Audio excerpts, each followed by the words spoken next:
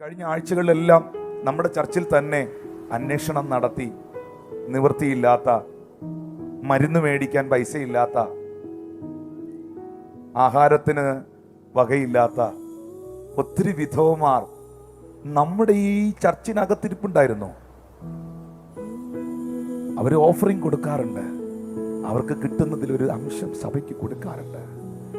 പക്ഷെ അവരുടെ ജീവിതം ഒത്തിരി പരിതാപകരമായിരുന്നു. അത് ഈ ദൈവദാസന്മാർ കണ്ടെത്തി. പാസ്റ്റർ എത്ര പേരെ കണ്ടെത്തി?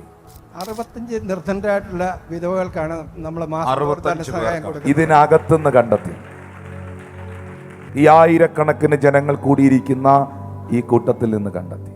അവർക്ക് വേണ്ടി എല്ലാ മാസവും ആരോരുമില്ലാത്ത വിധവമാരായ സഹോദരിമാരെ നമ്മളെല്ലാ മാസവും അവർക്കൊരു മാസത്തിന് ആവശ്യമായ തുക കൊടുത്ത് നമ്മളെ സഹായിക്കാൻ പോവാണ്. ആദിമസഭയിൽ അപ്പോസ്തലന്മാരുടെ കാലഘട്ടത്തിൽ അപ്പോസ്തല പ്രവൃത്തി 7-ാം അധ്യായം 1-ാമത്തെ വാക്യം നോക്കുമ്പോൾ ആദിമസഭയിൽ ഒരു പ്രശ്നം ഉണ്ടായി. ആ പ്രശ്നം ഇതാണ്: വിധവമാരെ സഭയിൽ പരിഗണിക്കുന്നില്ല എന്നുള്ളതാണ്.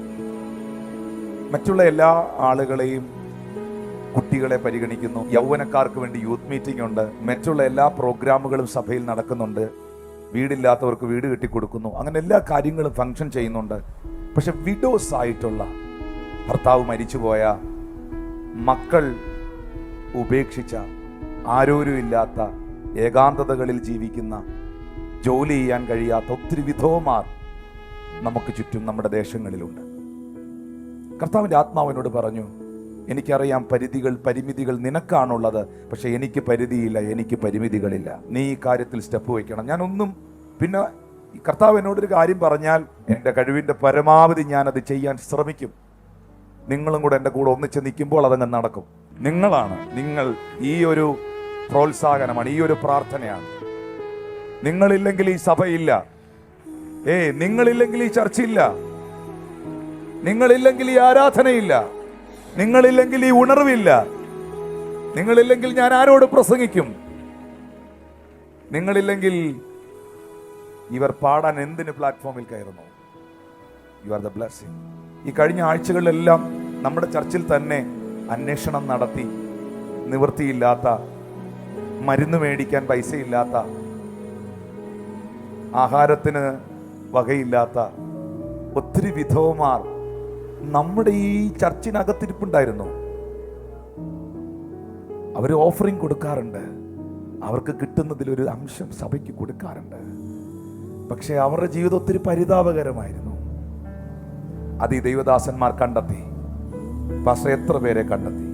65 നിർധനരായിട്ടുള്ള വിധവകൾക്കാണ് നമ്മൾ ഇതിനകത്തുനിന്ന് കണ്ടെത്തി.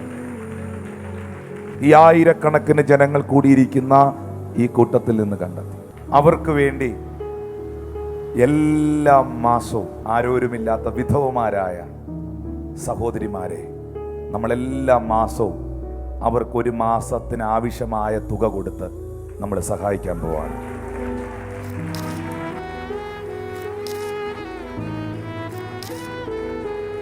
ഈ ഒരാഴ്ച കൊണ്ട് തീരുന്നതല്ല, അവരുടെ മരണം വരെ,